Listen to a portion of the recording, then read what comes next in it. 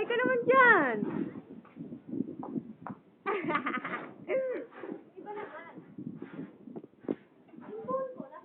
Sa kanya. Malinaw rin sa tao. 3-point ano to eh.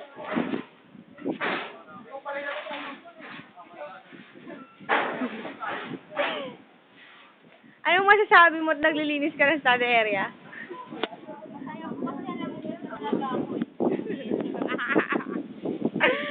Parang hindi naman tunay. Yan, bumabagyo na po. At si Catherine na isilig. Uy, bumaba ka naman dyan, Catherine. Baka maging malinis sa'yo ng bongga.